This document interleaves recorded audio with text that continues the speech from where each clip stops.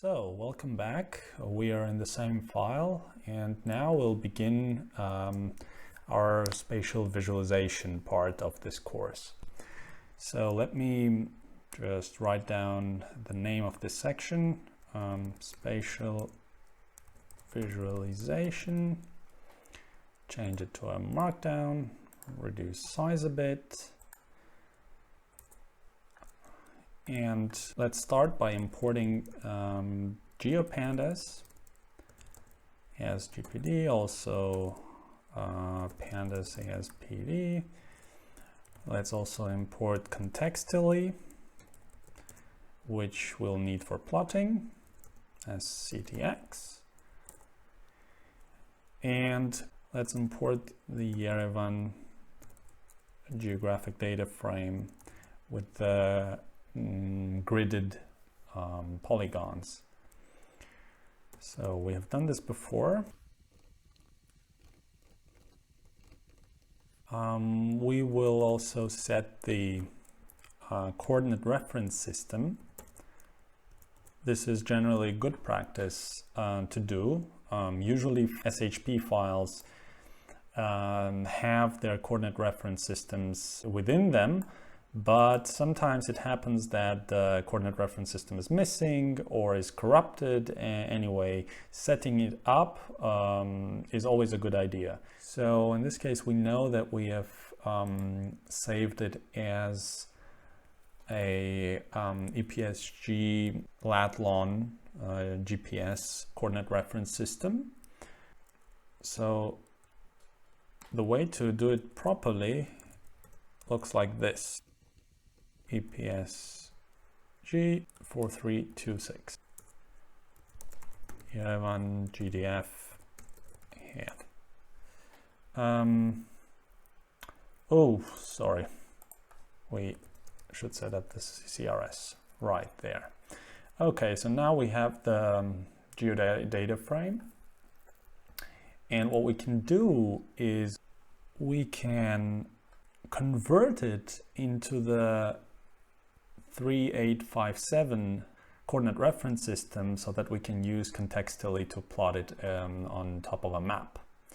And in order to do that, we will convert it to our desired coordinate reference system.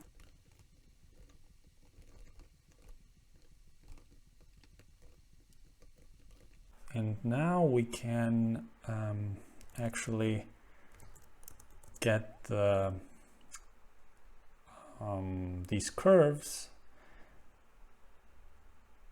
in a more convenient way for us to plot. In this case, we assign it to a new variable.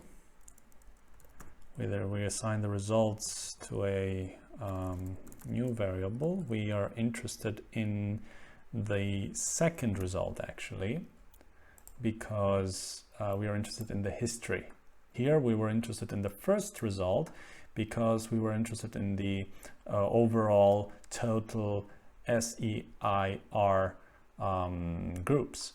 But now we want them broken down by cells.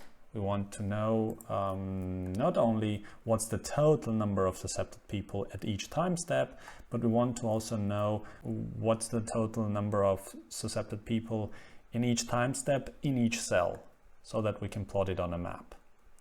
So that's why we need the second result.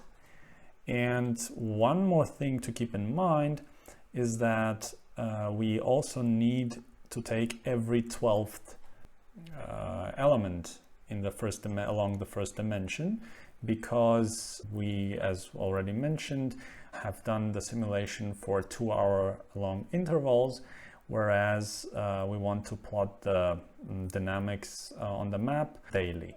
So we continue. There we go. We can print the shape of baseline and also print baseline itself. Okay, so as we can see now, we have 250 by 5 by 549. 250 days for each compartment plus the hospitalized, and for each cell. Okay, so for each day we get a matrix 5 by 549, where we have in each row the state of that particular group in each cell. Okay, now the same way we want the hospitalization information, which we can get from the results by taking the first result, because we're not interested in the history anymore, but in the first result where we have the aggregate information, and we want to access, we take every 12th element as before, and we take the fourth element along the second dimension in order to get access to the hospitalization group. And if we print hosp shape and also print hosp, we will see that it's an array of length 250, so telling us exactly how many people need hospitalization at any given time. Again, don't pay attention to these float numbers. They, since this mathematical model doesn't operate with integers, it's natural to get float numbers and consider them to be rounded to the closest integer simply.